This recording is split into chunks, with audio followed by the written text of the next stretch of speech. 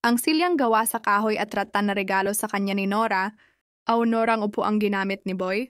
Abunda sa panayam niya sa magkakapatid na Ian, Lot, Matet, Kenneth at Kiko de Leon.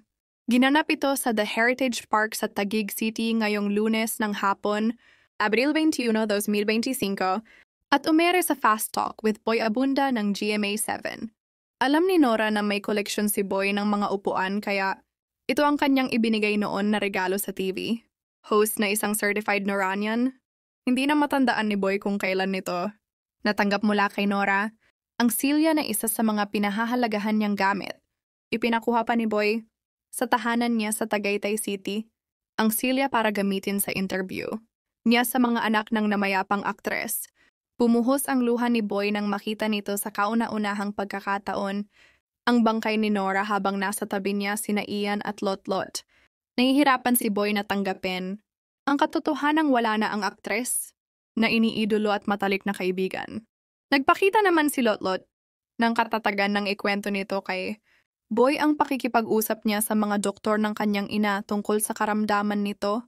Sa lahat ng pagkakataon na masama ang pakiramdam niyan o may iniinda, hindi talaga ipinaparating sa amin. So pag nalalaman ko, ako ang naghahanap sa doktor niya para makausap namin.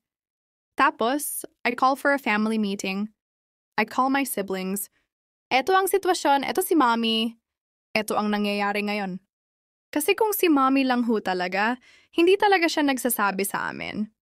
So we always find out from other people. Kahit kumustahin namin siya, kumusta ka? Yang lagi lang niyang sagot, okay ako. Huwag mo akong alalahanin, anak.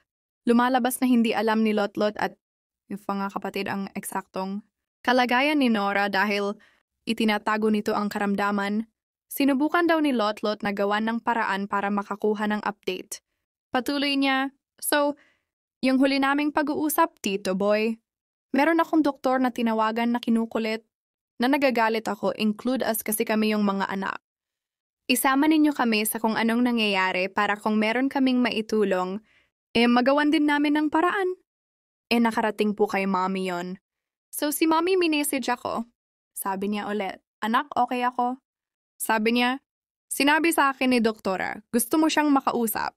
Huwag ka nang mag-alala sa akin, anak. Kaya ko. May ibinilin pa raw si Lot sa kanya. And then sabi niya, basta yung mga apo ko, proud na proud ako sa kanila.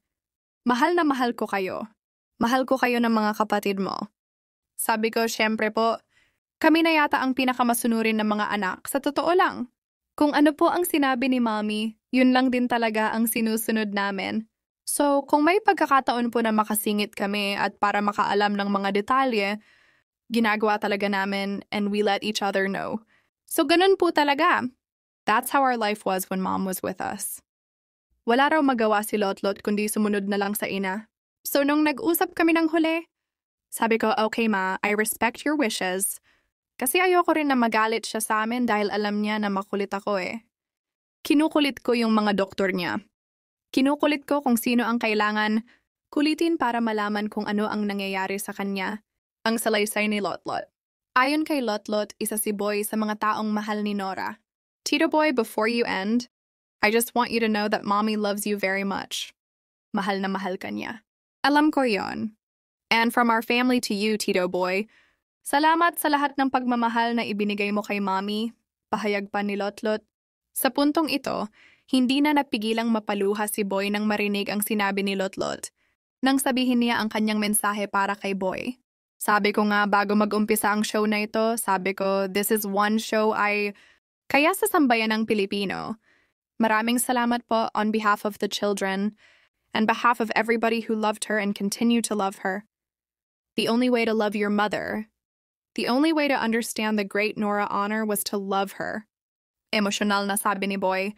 Hindi na nakontrol ni Boy ang pag-iyak, kaya niyakap siya ni Lot at dinamayan ni Ian.